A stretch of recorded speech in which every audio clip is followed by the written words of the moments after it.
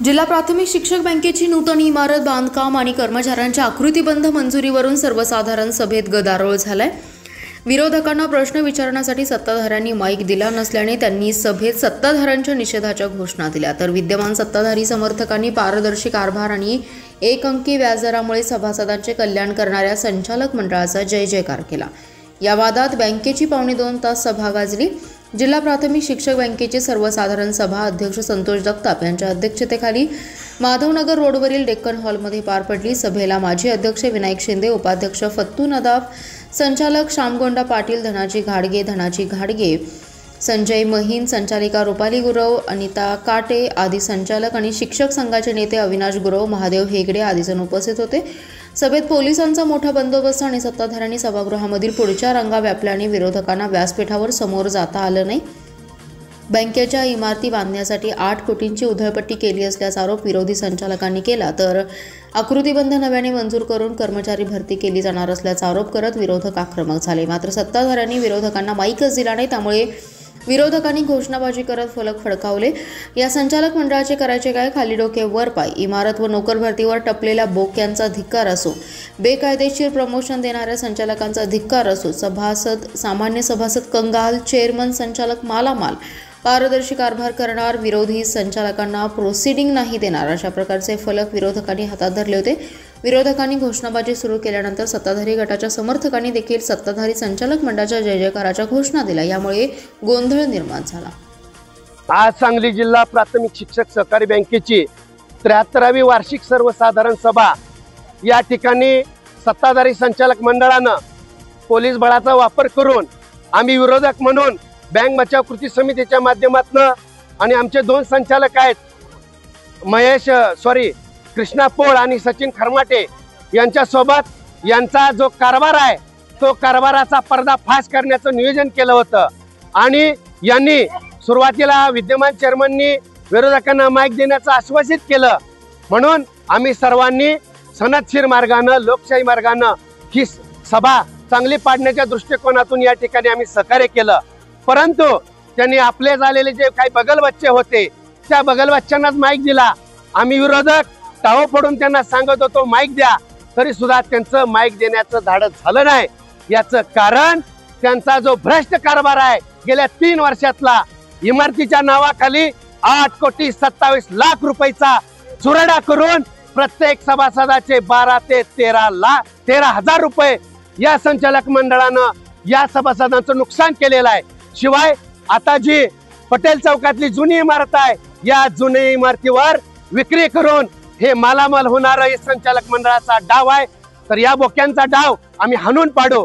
शिवाय गेल्या 3 वर्षामध्ये नोकर भरतीच्या माध्यमातून जो आमचा जुना 150 कर्मचाऱ्यांचा आकृतीबंध होता, त्यांनी आता या सभेमध्ये 2013चा आकृतीबंध मंजुरी घेण्याविषयी ठेवला। याचा अर्थ असा आहे की 150चा आमच्या काळातला जो आकृतीबंध होता तोच मंजूर होता, मग यांना फेरमंजुरी घेण्याची गरज का लागली?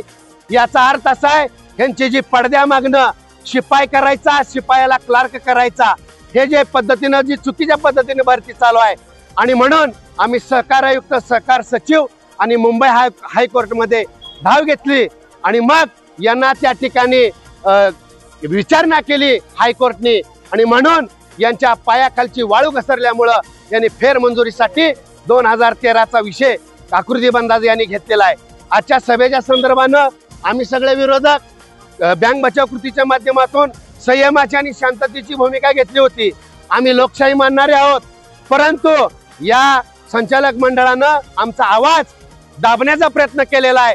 आम्हाला माईक न देऊन यांनी यांचा काळा कारभार, जे काही 4 अंधभक्त होते त्यांच्या टाळ्या घेऊन काळा कारभार यांनी आम्ही कसं सोजवळ आहोत असा दाखवण्याचा त्यांनी या ठिकाणी प्रयत्न केलेला आहे, तर त्यांचा आम्ही जाहीर निषेध करतो। 8,27,00,000 सभासदांचा चुराडा करणाऱ्या संचालक मंडळाचा आज सांगली जिल्हा प्राथमिक शिक्षक बँकेची 73वी वार्षिक सर्वसाधारण सभा डेक्कन हॉल सांगली या ठिकाणी मोठ्या उत्साहात संपन्न झाली।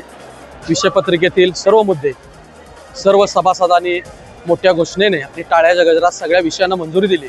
3 वर्षाच्या कालावधीमध्ये स्वाभिमानाचे नेते माननीय विनायकराव शिंदे, व्हाईस चेअरमन फत्तूभाई नदाफ आणि सर्व संचालकांच्या मंडळांनी जे निर्णय घेतले त्यामध्ये सांगली या सहकार पंढरी म्हणून ओळखल्या जाणाऱ्या शहरामध्ये सुसज्ज बांधलेली इमारत असेल, सोलापूर जिल्ह्याच्या सोयीसाठी पंढरपूर आणि उमदी या ठिकाणी काढलेल्या 2 शाखा असतील, किंवा आपण 16 लाख कर्ज 9.75 आणि 15 लाख कर्ज 9% असे सुमारे 9.37% 31 लाख रुपयाचं कर्ज सभासदांना देतो. त्याचबरोबर मृतसंजीवनी योजनेचे दिलेले लाभ, त्याचबरोबर कर्जदारांचे वय विचारात घेता कर्जाचे असणारे हप्ते सुलभ बसले, या सगळ्या गोष्टीबद्दल 3 वर्षाच्या कालावधीमध्ये जो काय कारभार केला या कारभाराबद्दल सभासद अत्यंत समाधानी होते आणि अत्यंत खेळीमेळीत आणि मोठ्या उत्साहामध्ये आजची 73वी सभा पार पडली. मी बँकेचा चेअरमन संतोष जगताप, चेअरमन या नात्याने सर्व सभासदांचे आपूर्वक धन्य देतो. विरोधकांनी गोंधळाची परंपरा यावेळी कायम ठेवलेली.